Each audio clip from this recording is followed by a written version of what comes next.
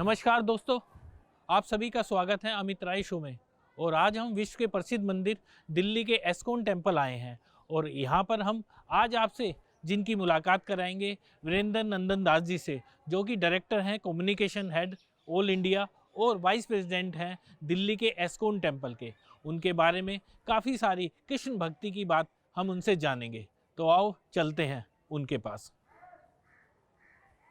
प्रभु जी नमस्कार। नमस्कार। हरे कृष्ण। आपका स्वागत है अमित राय शो में। हरे कृष्ण। और हम जानना चाहेंगे प्रभु जी आपके कुछ जीवन के बारे में, आपके परिचय। हमारा जन्म प्रयागराज में एक ब्राह्मण परिवार में हुआ और हमारे दादाजी रामायणी थे, वाल्मीकि रामायण के, रामचरितमानस के बड़ा विद्वान थे। हमारे पिताजी भी अभी भी वाल्मीकि रामायण पढ़ते हैं जी। सब भगवान के ही भक्त थे और हमारा जन्म हुआ ऐसे अच्छे परिवार में। फिर पढ़ाई लिखाई प्रयागराज में ही हुई। उसके बाद हमारे कुछ संबंधी रिलेटिव यहाँ दिल्ली में जी रहते थे, हमको दिल्ली लेके आ गए और यहाँ आते ही सुप्रीम कोर्ट में एक प्रसिद्ध एडवोकेट हैं जी उनके यहाँ छोटी सी नौकरी लगा दी एक क्लर्क के रूप में। लेकिन हम कॉलेज लाइफ से ही कविताएं लिखना, भाषण लिखना, आर्टिकल लिखना शुरू कर दिया था। तो यहाँ पे आकर के भी वो लिखना शुरू किए। फिर 2 साल सर्विस करने के बाद हमने एक बड़ी अच्छी कंपनी ज्वाइन कर ली और वहाँ हमारी नौकरी लग गई, क्योंकि मैं इंडिपेंडेंट रहना चाहता था। किसी रिश्तेदारों के यहाँ रहना 1 दिन 2 दिन 10 दिन अच्छा रहता है, हमेशा रहना अच्छा नहीं रहता। तो फिर हमें कंपनी में रहने की व्यवस्था मिल गई और वहीं से हम जो है अपना लिखना शुरू कर दिया। तो कादम्बनी एक बहुत ही प्रसिद्ध मैगजीन थी हिंदी की, उसमें भी अभी भी चल रही है। तो उसके संपादक थे राजेंद्र अवस्थी जी, उनसे हम मिले और हमारी कविताएं उनको पसंद आई और छपना शुरू हो गया कादम्बनी में। और शांत टाइम्स उसमें शुरू हुआ था। तो सतसोनी जी उसके संपादक थे, तो उसमें भी कुछ कविताएं छपनी शुरू हो गई। इस तरह से कार्यक्रम, नौकरी भी चलती रही और लेखनी शैली भी चलती रही। फिर कुछ दिन के बाद युवा वाणी, ऑल इंडिया रेडियो दिल्ली की युवा वाणी से संपर्क में हम आए। फिर उसमें थे डॉक्टर उपेंद्र रैना जी और उनके पहला रिकॉर्डिंग हमारी कविता पाठ की हुई थी। मुझे याद है अभी भी, स्टूडियो नंबर 10 में, और सुबह 10 बजे रिकॉर्डिंग हुई थी। और बड़ी उत्सुकता थी कि रेडियो में हमारा प्रोग्राम आएगा। वो आपकी पसंद की थी ना? जी, आप बिल्कुल उसमें शुरू से हम इसमें इंटरेस्ट इसी में था और इस तरह से रेडियो में प्रोग्राम आना शुरू हो गया और फिर लेखनी शुरू रही और जॉब भी चलता रहा।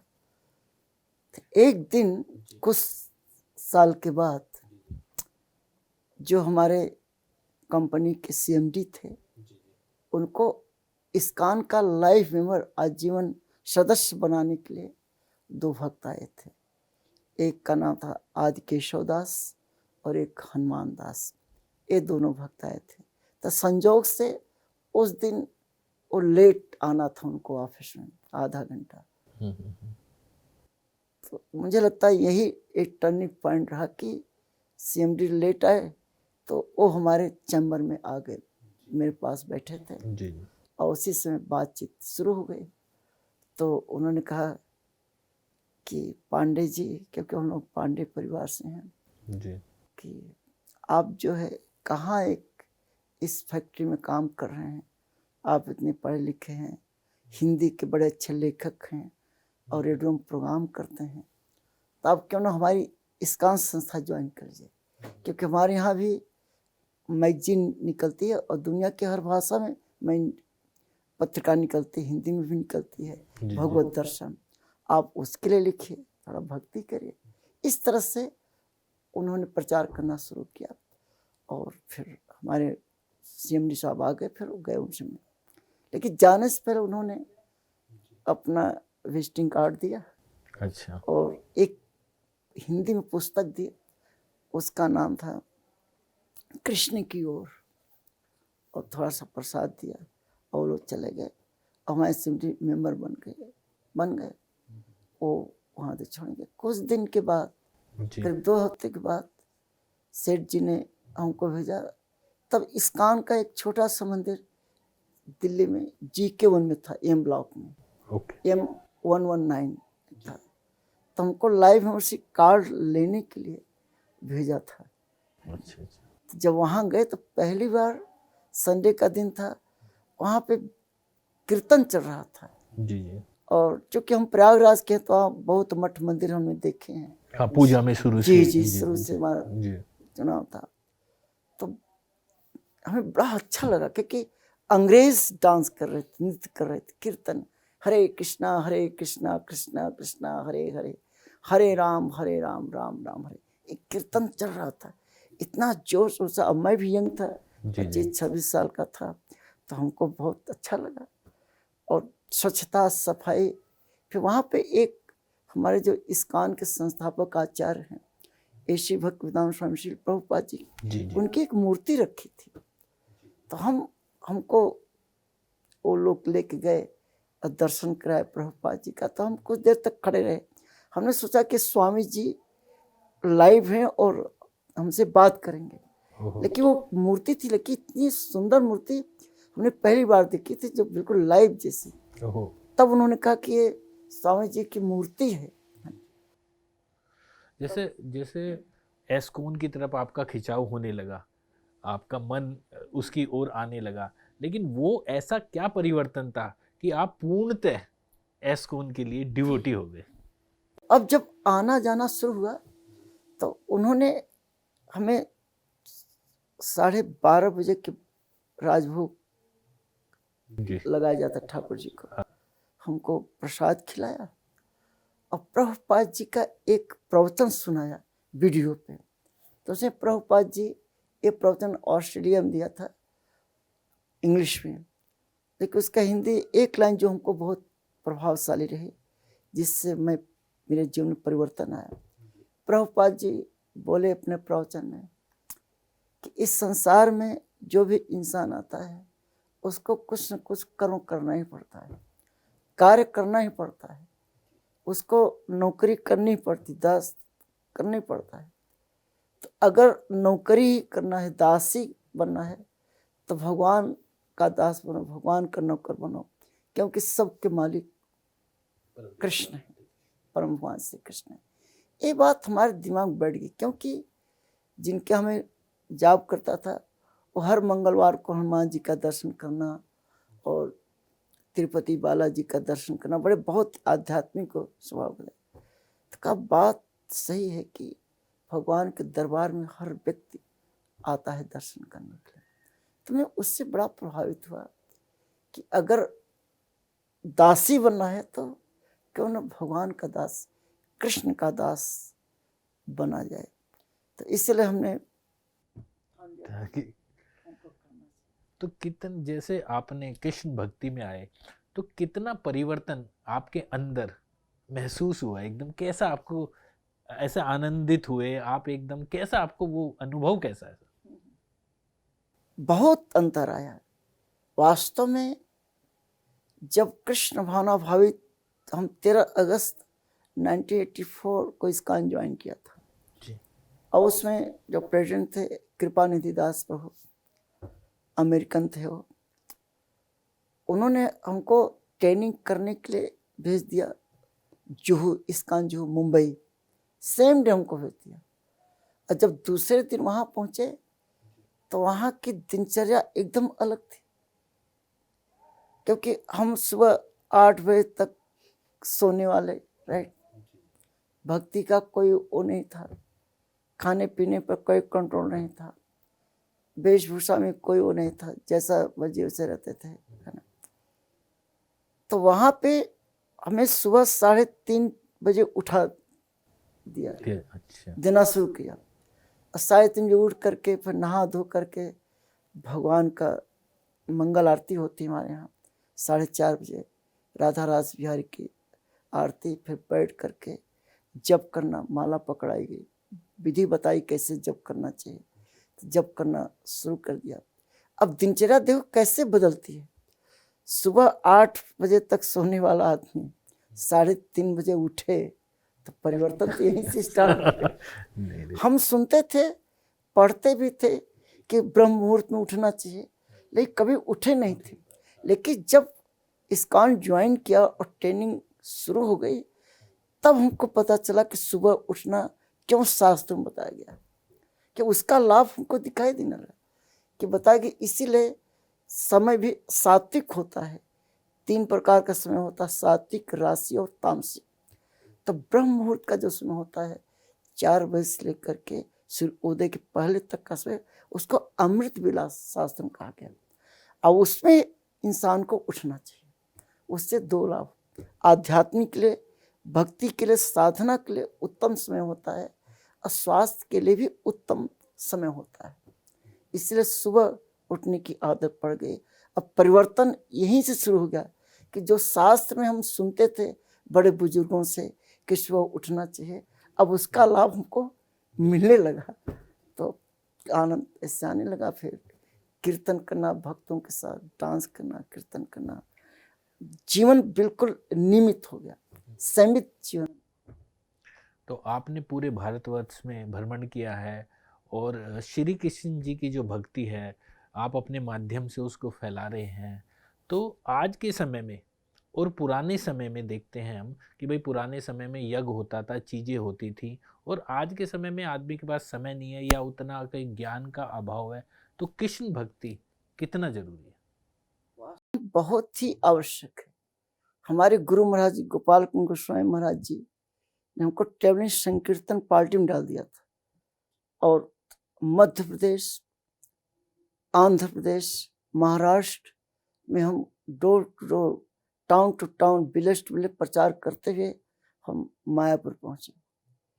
तो हमने देखा कि इसकी बहुत आवश्यकता है, कि लोग अभी भी अज्ञानता में हैं, उनको पता ही नहीं कि कृष्ण भक्ति का क्या लाभ होता है, कृष्ण भक्ति क्यों करना चाहिए। और भगवान ने जो गीता का ज्ञान दिया हुआ है ना, इसको पढ़ना बहुत आवश्यक है। बड़े दुख के साथ कहना पड़ता है कि लोग गीता तो घर में रखते हैं, पढ़ते नहीं हैं। मुझे अच्छी तरह याद है कि अभी भी गांव में लोग, कुछ लोग पढ़ते हैं और कुछ अपने पूजा घर में एक लाल कपड़े बांध करके रखे रहेंगे, उसकी पूजा करेंगे, आरती उतारेंगे, पुष्प चढ़ाएंगे, लेकिन खोल कर पढ़ेंगे। लाभ तब मिलेगा जब आप उसको पढ़ेंगे, समझेंगे और अपने जीवन में उतारेंगे। तो इसीलिए जैसे आपने प्रश्न किया, बड़ा अच्छा प्रश्न किया कि सतयुग, त्रेता, द्वापर में बड़ी बड़ी योग साधना यज्ञ करते थे, अश्वमेध यज्ञ भगवान राम भी नहीं किया। लेकिन इस कलयुग में आप यज्ञ नहीं कर सकते। क्यों? क्योंकि इस कलयुग में शुद्ध ब्राह्मण भी मिलना मुश्किल है, शुद्धता नहीं है। आपको गाय का शुद्ध घी नहीं मिलेगा, जबकि यज्ञ के लिए बहुत जरूरी है। शुद्ध शहद नहीं मिलेगा, हवन सामग्री में कोई शुद्धता नहीं है। अब ब्राह्मण भी आज खाने पीने लगे हैं, तमोगुण का सेवन करते हैं, राइट, चाय काफी पीते हैं, तंबाकू खाते हैं, पान खाते हैं, राइट, जबकि ये अशुद्धता है। ब्राह्मण को इन सब चीजों से परहेज करना चाहिए। तो इस कलयुग में हरिनाम संकीर्तन यज्ञ बहुत आवश्यक है। इसीलिए वही कृष्ण जो द्वापर युग में कृष्ण के रूप में आए थे, वही कृष्ण कलयुग में राधा और कृष्ण दोनों मिल करके चैतन्य महाप्रभु के रूप में आए। इसीलिए शास्त्र में बताया गया है कि श्री कृष्ण चैतन्य, राधा कृष्ण नहीं अन्य। तो चैतन्य महाप्रभु स्वयं राधा कृष्ण के ही युगल अवतार हैं, और भक्ति प्रेम भाव को लेकर के इस धरती पर भगवान से कैसे प्रेम किया जाए, भक्ति की जाए, कैसे अपने जीवन का कल्याण किया जाए, है ना, वो हरिनाम लेकर के आए। गोलोकेर प्रेम धन हरिनाम संकीर्तन। तो चैतन्य महाप्रभु वैकुंठ लोक से हरिनाम लेकर के आए और इसको बांट दिया। हरे कृष्णा कृष्णा कृष्णा हरे हरे, हरे राम राम राम। ये हरिनाम आप भी ले सकते हैं, हम भी ले सकते, कोई भी ले सकता है। गृह था को बने था को सदा हरि, उठते बैठते सोते जागते आप जहां भी हो वहां भगवान का नाम ले सकते हैं। आप यज्ञ हर जगह नहीं कर सकते, लेकिन हरिनाम जो, इसीलिए इसको बताया गया है हरिनाम संकीर्तन। कलयुग में हरिनाम संकीर्तन यज्ञ की प्रधानता दी गई है। और हमारे श्री प्रभुपाद जी यही हरिनाम लेकर के अमेरिका गए थे। अच्छा प्रभु जी, जानना चाहेंगे जैसे कृष्ण भक्ति है वो सर्वोच्च भक्ति का कहते हैं कि ये सबसे सर्वोच्च भक्ति है और सबसे सरल है, तो ये किस प्रकार? निश्चित रूप से चैतन्य महाप्रभु ने बहुत सरल कर दिया, क्योंकि शास्त्रों में बताया गया है कि कल काले नाम रूप कृष्ण अवतार। इस कलयुग में स्वयं कृष्ण नाम के रूप में अवतार ले चुके हैं, अर्थात कृष्ण के नाम में और स्वयं कृष्ण में कोई अंतर नहीं है। इसीलिए हरिनाम बड़ा प्रभावशाली है। और इसी हरिनाम लेकर देखो हमारे प्रभुपाद जी कार्गो शिप से अमेरिका गए थे। आप सोचिए, रुपए से 40 रुपए ले गए थे, मात्र 40 रुपए लेकर के। लेकिन जो सबसे बड़ा धन हरिनाम है, भगवान का नाम, वो लेकर के गए। और इसी हरिनाम के बल पर गीता का ज्ञान दे करके अब भगवान का प्रसाद खिला करके पूरी दुनिया को बदल दिया। तब लोगों को पता चला कि कृष्ण की भक्ति क्यों करनी चाहिए। अब जवाब का ये प्रश्न बड़ा सुंदर है कि कृष्ण की भक्ति हमें क्यों करनी चाहिए। इसके लिए हमको गीता पढ़ना पड़ेगा। अज्ञानतावश लोग समझते हैं कि गीता कोई धार्मिक पुस्तक है। देखा जाए तो भगवत गीता जो है यथारूप एक कर्म करने की शिक्षा देती है, कि कैसा कर्म करने की कला सिखाती है, कि हमको क्या करना चाहिए क्या नहीं करना चाहिए। आत्मा, शरीर, प्रकृति, ईश्वर, ये सब का दिव्य ज्ञान देती है कि मैं कौन हूँ, कहाँ से आया हूँ और कहाँ जाना है और हमारे जीवन का लक्ष्य क्या है। एक गीता शिक्षा देती है। पूरे संसार का दुर्भाग्य लोगों का है कि लोग गीता को पढ़ नहीं रहे हैं। और सबसे बड़ी अज्ञानता है कि हमको ये पता नहीं है कि मैं कौन हूँ। जब तक हम अपने आप को नहीं जानेंगे तब तक हम परमात्मा को कैसे जानेंगे। तो परमात्मा ने, भगवान श्री कृष्ण ने ही इसलिए एक गीता का ज्ञान दिया। अब बताया कि हम सब क्या हैं, आत्मा है। जैसे इसमें आप हमें देख रहे हैं और हम आपको देख रहे हैं। गीता का जो दूसरा अध्याय है उसको मैं आपको बड़े सरल तरीके से समझाना चाहता हूँ। आप बोल रहे हैं, हम सुन रहे हैं, हम बोल रहे हैं, आप सुन रहे हैं। आपके माध्यम से जो इस कार्यक्रम को देख रहे हैं, हाँ, वो भी सुन रहे हैं, राइट। अब देखिए, जब देखता कौन है, मैं देखता हूं, तो हम ये समझाना चाहते हैं कि मैं क्या हूं, आत्मा हूं। एक गीता में भगवान कहते हैं हम आत्मा हैं, तो हम ही देखते हैं, आंखें नहीं देखती। ओहो, एक बहुत बड़ा ज्ञान है।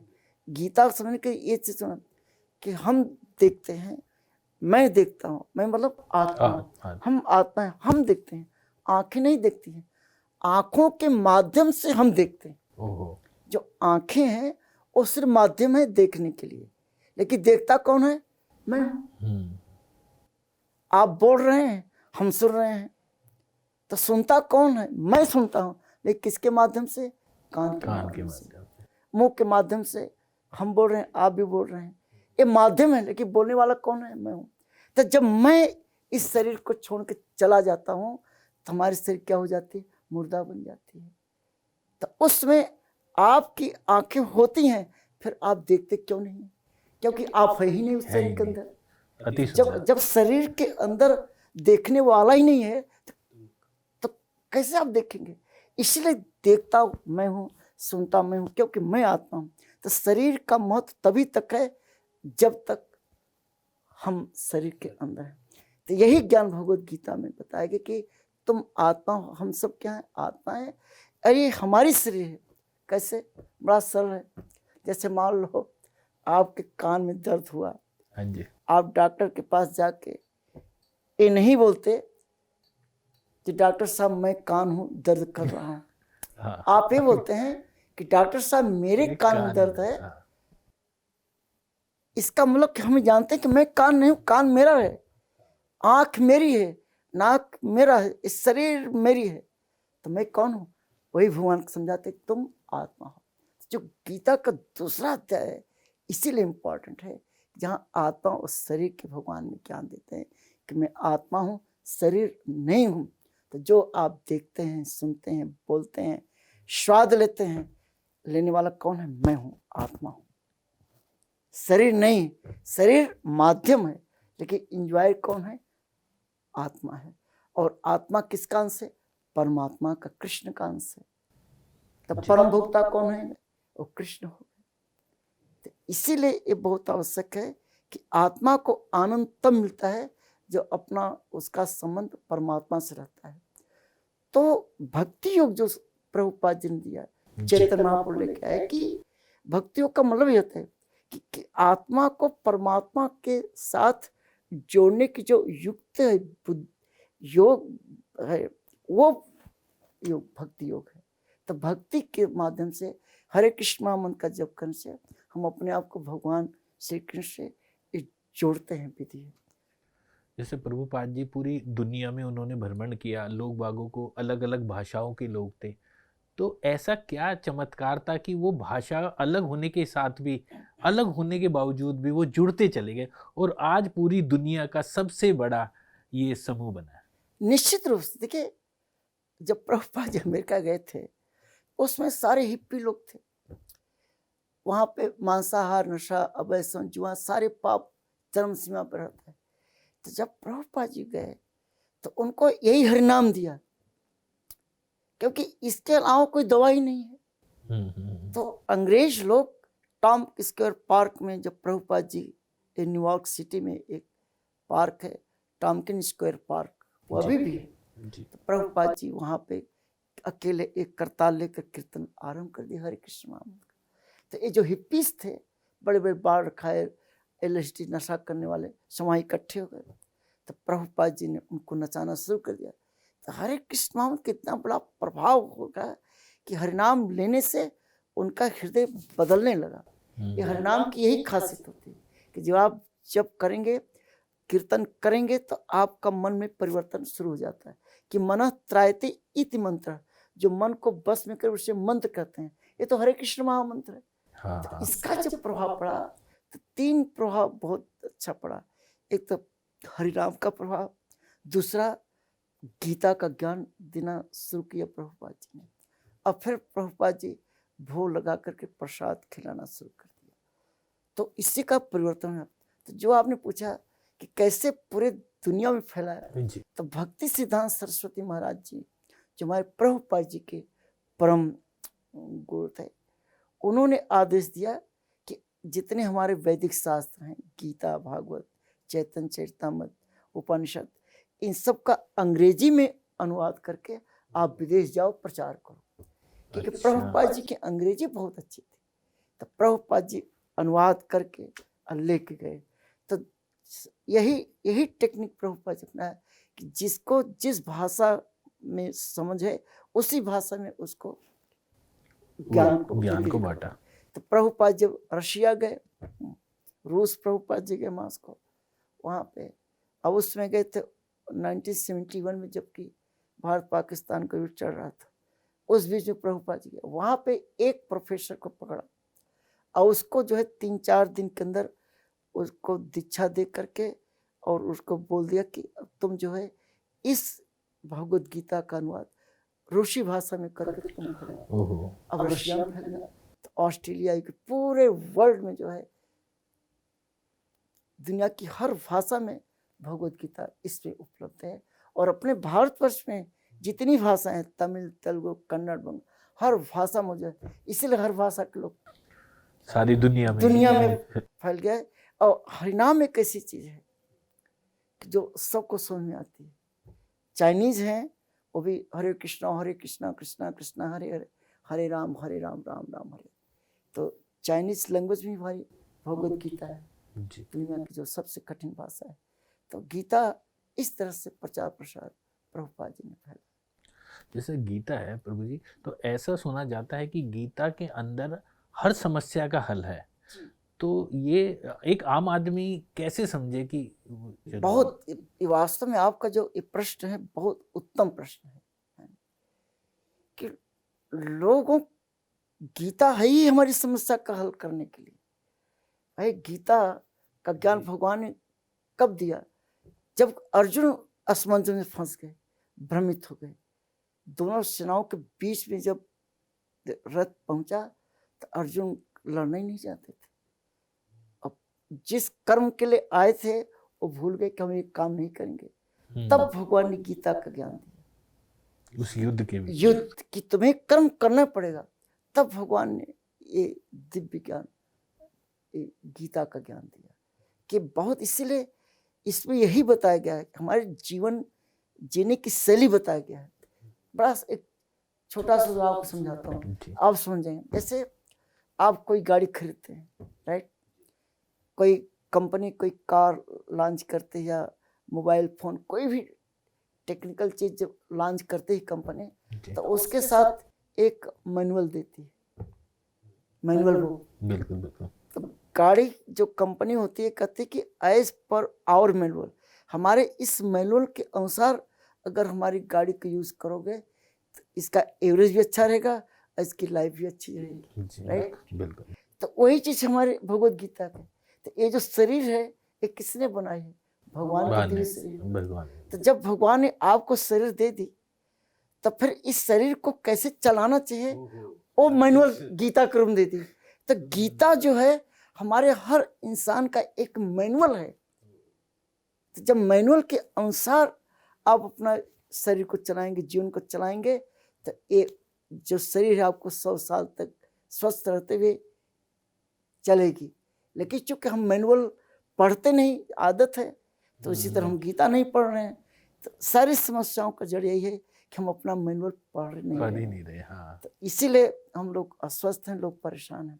तो अगर आप अपना मैनुअल बुक पढ़ेंगे, भगवत गीता का पढ़ेंगे, तब पता चलेगा कि उसमें है क्या। उसमें यही चीज बताया गया है। भगवान कहते हैं जैसे जीवन के,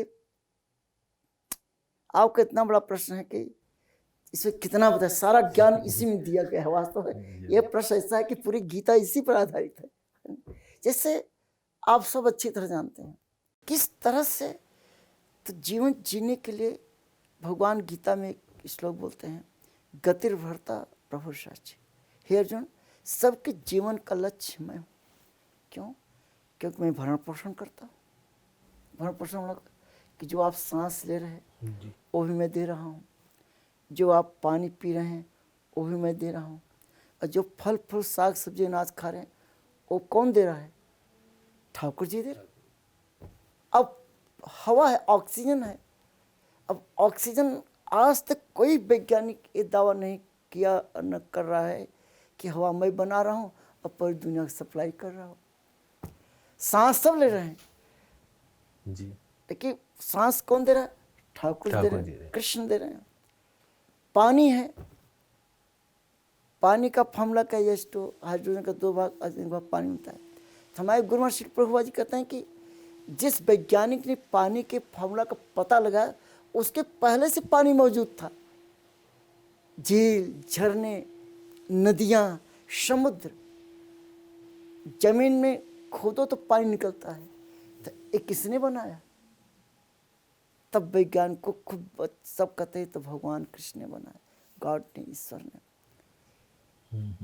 अगर आज पूरी दुनिया के सरकार को पता है पानी का फार्मूला, तो हमारे भारतवर्ष में मई जून के महीने में पानी के लिए किसान क्यों तरसते हैं, दिल्ली के लोग पानी के लिए क्यों तरसते हैं, हर जगह दुनिया पानी की किल्लत क्यों रहती है।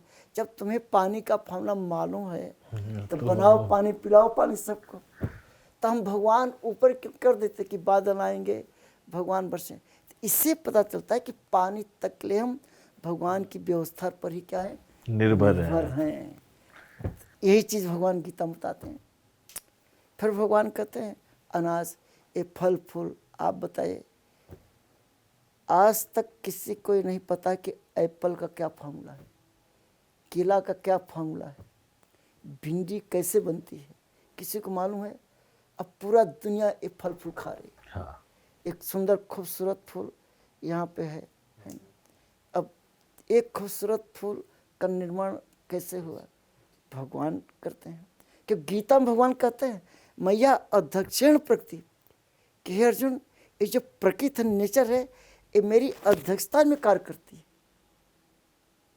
ये उसी तरह से जैसे बिना पुरुष के स्त्री संतान नहीं दे सकती, उसी प्रकार से बिना परम पुरुष जो भगवान श्री कृष्ण हैं उनके बिना प्रकृति कोई चीज दे नहीं सकती। और उन्होंने इतनी सुंदर इसका संगठन किया है कि दुनिया में इससे कैसे, जैसे अगर आप कहें कि एक छोटी सी लीला में सुनाता हूँ ठाकुर जी की। भगवान जब नन्हे बालक के रूप में थे वो खेल रहे थे, बलराम भी जी थे, ग्वाल बाल भी थे। हाँ। तो हुआ क्या कि खेल खेल में भगवान ने मिट्टी खा ली। ये आप लीला सुना होगा। हाँ हाँ बिल्कुल। तो जब भगवान ने मिट्टी खाई तो बलराम दौड़ गए सुधा मैया से कहा कि मैया रे मैया, कान्हा ने माँ को मिट्टी खाई है।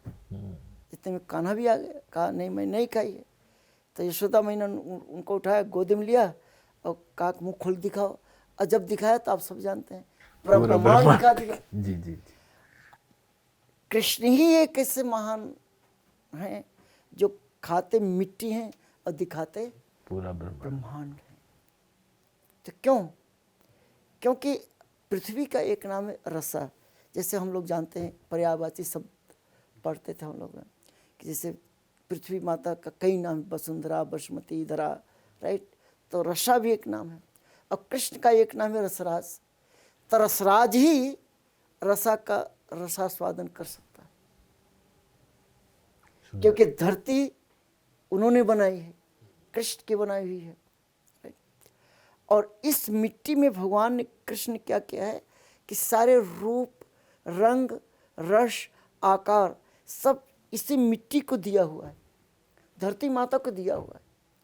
और जितने पौधे हैं सबको एक कला दी हुई है कि वो अपना रूप, रंग, रस और आकार स्वतः इस धरती से वही निकाल सकता है, दूसरा नहीं निकाल सकता। इसलिए भिंडी अपना आकार निकालती है, टमाटर अपना निकालता है, एप्पल, सबकी जड़ें कहाँ होती, पृथ्वी पे होती। सब पृथ्वी से केला निकलता है, पृथ्वी से अनार निकल रहा है, पृथ्वी से अंगूर निकल रहा है, सारी साग सब्जी अनाज सब कुछ पृथ्वी से निकल, मिट्टी से निकल रहा है। आज तक पता चला कि मिट्टी से सब निकल रहा है, तो कौन दे रहा है? यही भगवान की कला है। तो भगवान इसीलिए कहता है कि सबको देने वाला मैं, तो जो जीवन देता है, जीवन को कैसे जिया जाए वो हमारे लिए भगवान देते हैं। इसीलिए जब आप गीता पढ़ना बहुत आवश्यक है और पूरा ज्ञान उसमें है। भगवान, आपने जो प्रश्न किया है कि सभी समस्याओं सारी समस्याओं का हल। देखिए लोग क्यों परेशान हैं कि लोगों को यही पता नहीं है कि हमको जो खाना चाहिए भगवान को भोग लगाना चाहिए, ये लोगों को नहीं मालूम है। जबकि गीता में भगवान कहते हैं कि पत्रम पुष्पम फलम त्वयं, कि अर्जुन पत्र, पुष्प, फल और जल जो प्रेम पूर्वक मुझे अर्पित करता है, भोग लगाता है, मैं इसे खाता, मैं स्वीकार करता हूँ। फिर गीता में भगवान कहते हैं कि हे अर्जुन, जो भोग लगाए बिना खाता है पाप खाता है, ऐसा भगवान ने कहा है। तो 99% लोग भोग नहीं लगा के ही खा रहे हैं, तो क्या खा रहे हैं? पाप खा रहे हैं। तब पाप का फल बुराई होता है। इसीलिए हर इंसान परेशान है, क्योंकि वो, उसको यही नहीं मालूंगा होता है कि हमको क्या खाना चाहिए, क्या नहीं खाना चाहिए। और गीता में भगवान ये बात कहते हैं हमको पत्र पुष्प फल जो सात्विक भोजन है वही हमको क्या करना चाहिए, भोल ग्रहण करना चाहिए। और लोग क्या करें, तामसिक भोजन कर रहे हैं। भगवान ने तो गीता में अमित जी ये नहीं कहा कि अंडम मटनम चिकनम, ये भगवान नहीं कहा, तो लोग क्यों खा रहे हैं? नहीं खाना चाहिए। तो अगर तुम किसी को जीवन नहीं दे सकते तो जीवन लेने का कोई हक नहीं बनता।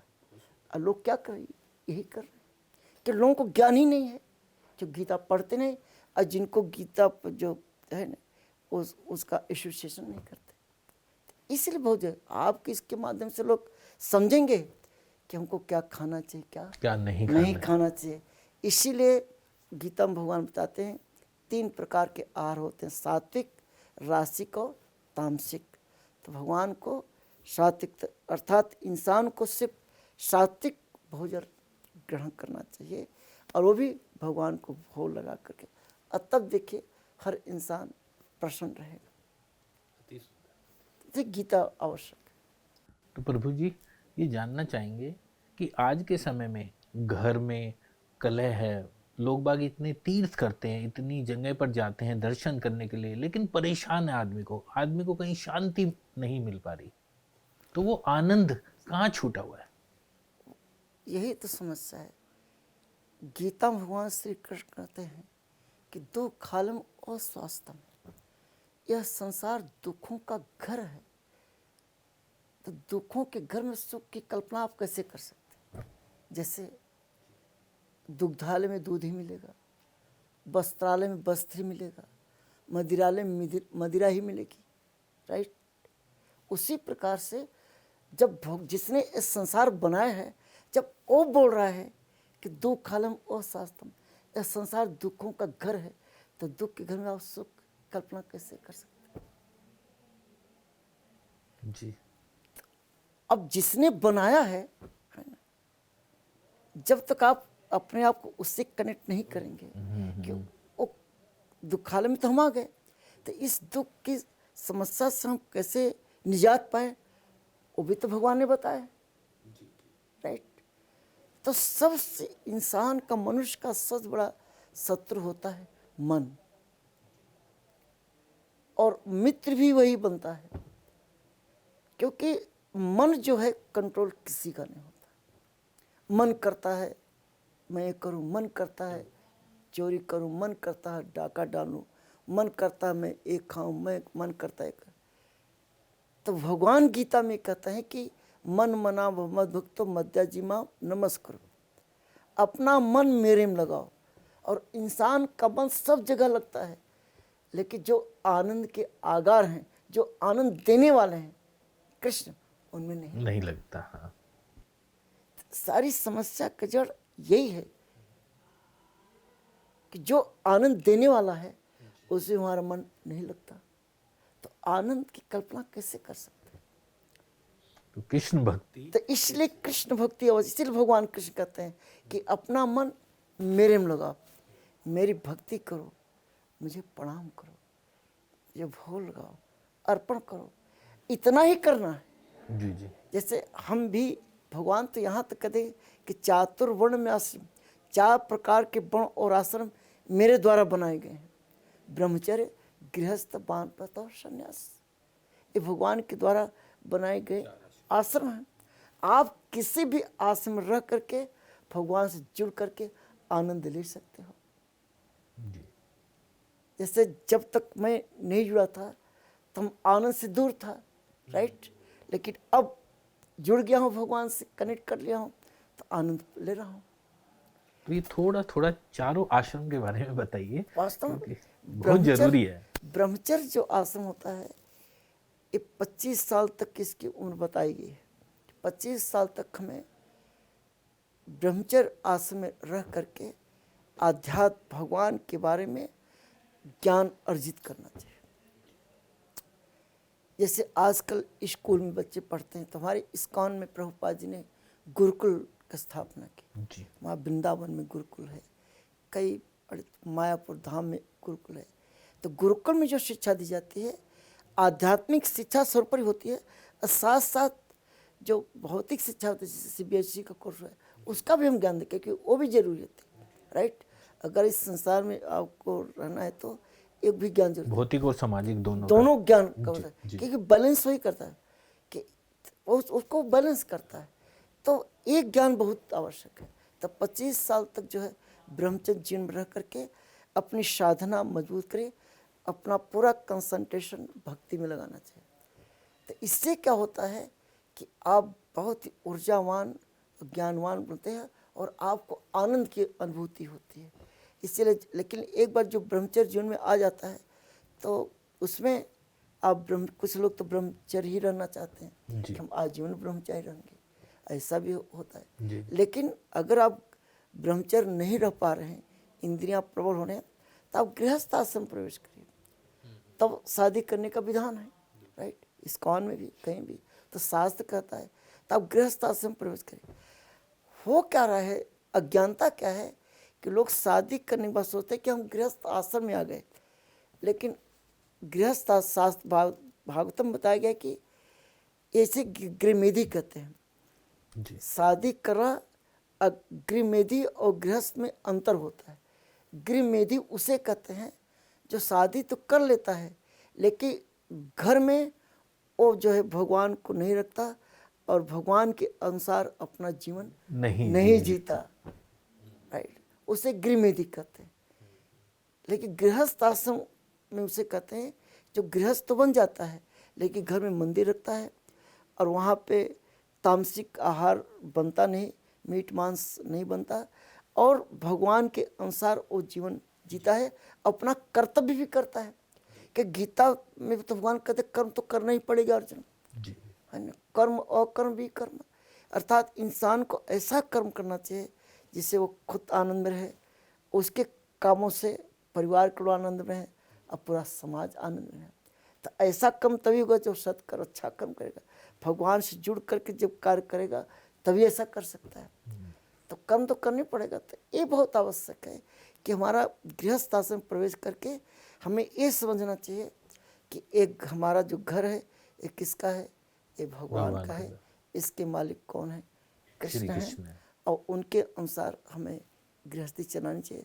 तो आप चाहे नौकरी के नौकरी करिए, बिजनेस करता है बिजनेस करिए, जो कार्य आप कर रहे करिए, लेकिन साथ साथ में अपने आप से भगवान से जोड़ दीजिए, राइट। गृहस्थ जीवन में जुड़े रहें भगवान। गृहस्थ आश्रम में रह करके भी आपको भगवान से जुड़ करके रहना चाहिए। हमारे पूरे इस्कॉन वर्ल्ड में आप जाएंगे कितने गृहस्थ भक्त हैं जो बिजनेस करते हैं, नौकरी करते हैं, पढ़ाई कर रहे हैं, पढ़ा रहे हैं, लेकिन फिर भी भक्ति कर रहे हैं। बहुत आसान है। हमें तामसिक आहार, हमको मांस नहीं खाना है, मदिरा नहीं पीना है, नशा नहीं करना है, अब बस यही कार्य हमको नहीं करना है, यही तो करना है ना। और भगवान की भक्ति के उनके नाम का जप करना है, इसमें बहुत आसान तरह। तो 24 घंटे में आपको सिर्फ 2 घंटे देना है जप करने के लिए, इतना इंसान चाहे तो कर ही सकता है। तो अगर आप आनंद लेना चाहते हैं, तो घर को सुखी बनाना चाहते हैं, तो भगवान से अपने आप को जोड़ना पड़ेगा, क्योंकि जीवन के स्रोत तो भगवान है। हाँ। जीवन का आधार कौन है? कृष्ण है। एक डॉक्टर भी कहता है, देखो कोई आदमी जब बीमार हो जाता है तो डॉक्टर साहब के पास जाता है, कहता है हमारे पिताजी को बचा लीजिए। डॉक्टर साहब जितना पैसा लगेगा उसकी परवाह मत करना, लेकिन किसी तरह से हमारे पिताजी को बचा लीजिए। डॉक्टर साहब क्या बोलते हैं? डॉक्टर साहब बोलते हैं कि मैं अपनी तरफ से पूरा प्रयास कर रहा हूँ, लेकिन जीवन ऊपर वाले के हाथ में, भगवान के हाथ में। क्योंकि डॉक्टर को मालूम है हमारा कर्म है दवाई देना, अब फल किसके हाथ में? ठाकुर जी के हाथ में। तब पूरी दुनिया इस लोग जानती है कि कर्मण्येवाधिकारस्तु मा फलेषु कदाचन, कर्म करने पर अधिकार हमारा है, फल किसके हाथ में है? भगवान कहते मेरे हाथ में है। तो जब फल भगवान के हाथ में है तो कर्म भी तो ऐसा करो तुम्हें भगवान अच्छा फल देंगे। नहीं भगवान कहते जैसा कर्म करोगे वैसा फल मिलेगा। तो हम बुरा कर्म करेंगे तो बुरा फल मिलेगा, अच्छा कर्म करेंगे तो अच्छा फल मिलेगा। तो कर्म करना हमारे हाथ में है, फल देना भगवान के हाथ में।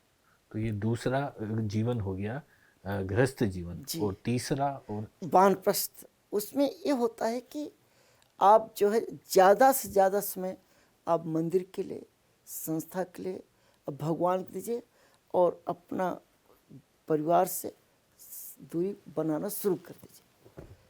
तो उसमें गृहस्थ वानप्रस्थ का मतलब यही होता है कि आप कम से कम घर में रहिए और ज़्यादा से ज़्यादा आप जो है समय भगवान की भक्ति के लिए, साधना के लिए दीजिए, उनकी सेवा के लिए दीजिए। और संन्यास का मतलब होता है कि पूरी तरह से आप भगवान परिवार से व्यक्त होकर के संन्यास लेकर के प्रचार प्रसार करिए। तो ऐसा ये भगवान के द्वारा सिस्टम बनाया गया। हमारे इस्कॉन में चारों आश्रम में रह करके आप भक्ति कर सकते हैं, जो बहुत ही सरल और बहुत ही सरल, बहुत आसान है। और चैतन्य महाप्रभु का आदेश है कि भारत भूमि ते हल जमजार, जन्म सार्थक करी कर परोकार, कि भारतवर्ष जिसने जन्म ले लिया है उसका कर्तव्य होता है कि स्वयं भक्ति करके अपना कल्याण करे और दूसरों को भक्ति दे करके उसका ये कल्याण करें। अति जैसे सुंदर। अमित जी आप का इस प्रचार से लोग, इससे अगर लोग जुड़ते हैं तो उनका भी कल्याण होगा। ये चैतन्य महाप्रभु का आदेश है, भगवान खुद इस बात को कहते हैं। सौभाग्य है हमारा तो आपके साथ बात करने का, कि इतनी ज्ञानवर्धक बातें मिल रही है। बहुत जरूरी है और आसान है। भगवान तो यहाँ तक नारद जी को तो आप अच्छी तरह जानते हैं, 12 महाजन नारद जी हैं। नारद जी से भगवान कहते हैं कि ना हम बसाम वैकुंठ, कि मैं वैकुंठ में निवास नहीं करता, योगिनाम हृदयंच, मैं योगियों के हृदय में भी निवास नहीं करता, मधुभक्ता यत्र गान्ति, मेरे भक्त जहाँ मेरे नाम का कीर्तन करते हैं, तस् तिष्ठामि नारद, कि हे नारद मैं वहीं रहता हूँ, वहीं निवास करता हूँ। तो जहाँ आप हरे कृष्णा कृष्णा कृष्णा हरे हरे, हरे राम राम राम हरे हरे, जहाँ भगवान का कीर्तन होता है, भगवान स्वयं कहते हैं कि मैं वहीं निवास करता हूँ, वहीं रहता हूँ जहाँ मेरे भक्त कीर्तन करते हैं। अच्छा, एक सवाल प्रभु जी, कि बाल अवस्था से श्री कृष्ण भगवान ने बार बार लोग बागों को समझाया भी, और मुझे ऐसा लगता है कि सिर्फ ये ही एक ऐसे भगवान है जिन्होंने स्वयं कहा कि मैं भगवान हूँ। जी,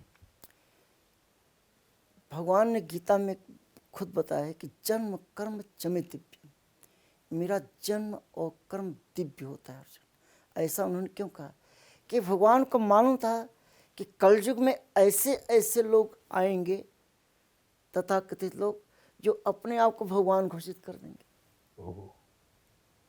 करते ही आपको सब पता है कि मैं या तो भगवान हूँ, और कुछ लोग बोलते मैं भगवान का अवतार हूँ, और कुछ लोग तो कृष्ण का अपना अवतार मान लेते हैं और रास रचाना शुरू कर देते हैं। बाद में उनको कठिनाई में जाना पड़ता है, झेलते हैं।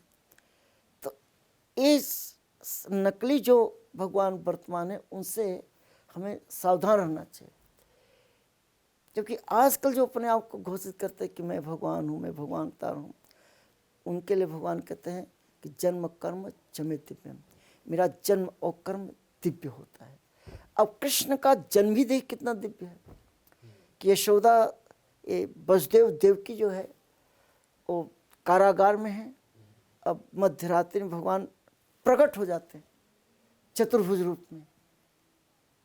तो जो मनुष्य अपने आप कहता मैं भगवान हूँ, भगवान जैसा हूँ, क्या वो प्रकट हो गया था श्रृंगार करके? लेकिन भगवान चतुर्भुज में प्रकट हो जाते हैं और फिर सारे हथकड़ी बेड़ी खुल जाते हैं, जितने पहरेदार सब सो गए, राइट।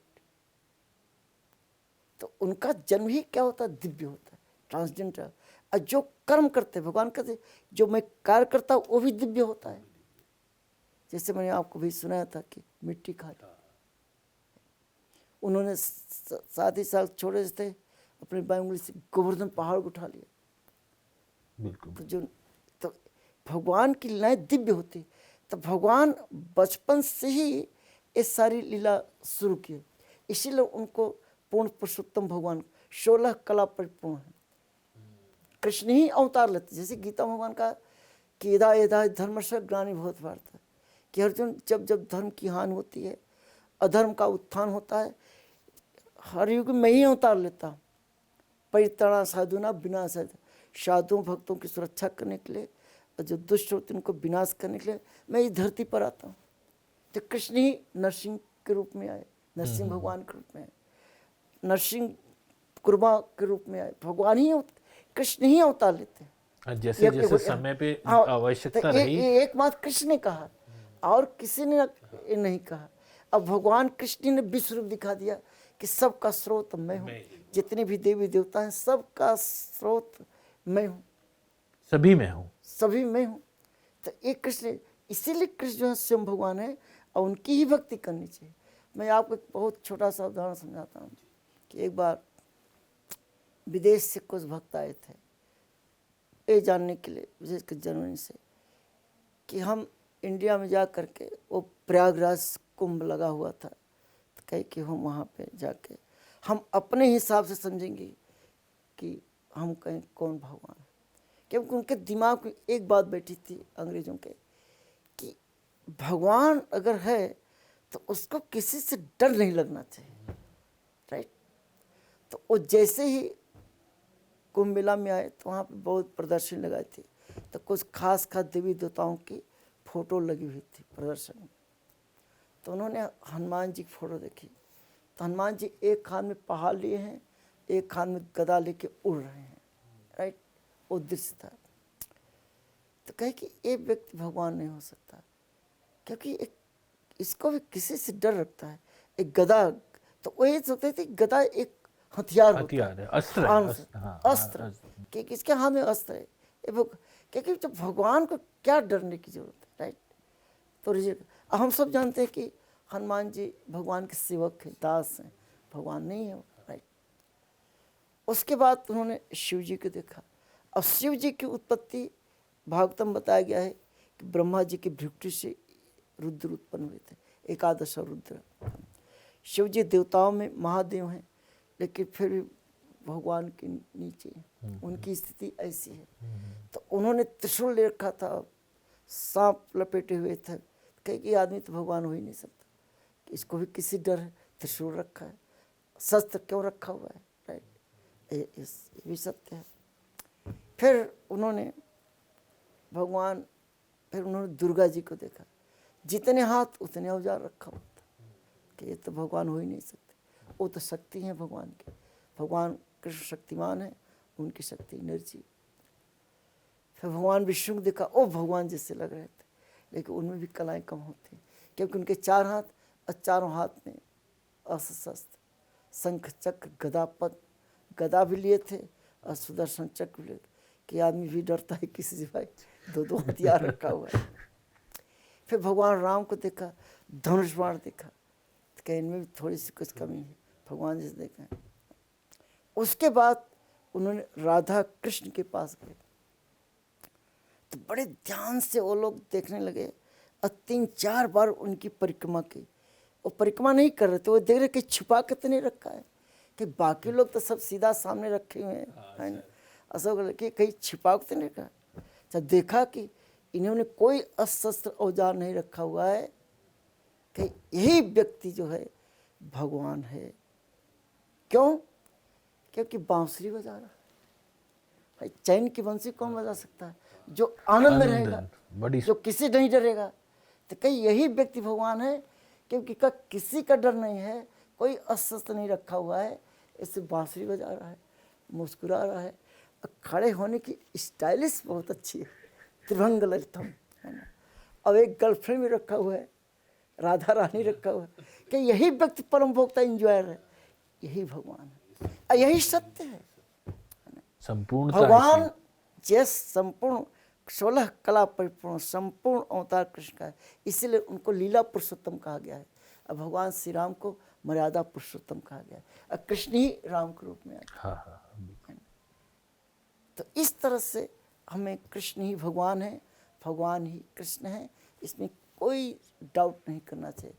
प्रथम जीव ब्रह्मा जी खुद बोलते हैं, ईश्वर परमा कृष्ण सच्चिदानंद विग्रह अनादिर आदि गोविंदम सर्व कारण कारण।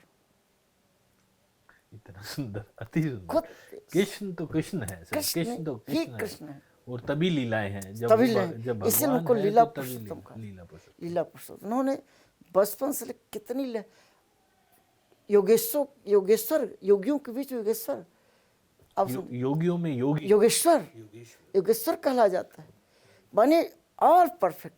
उस भगवान श्री कृष्ण ऑल परफेक्ट, जिनमें 6 ऐश्वर्य एक साथ हों उन्हें भगवान कहते हैं।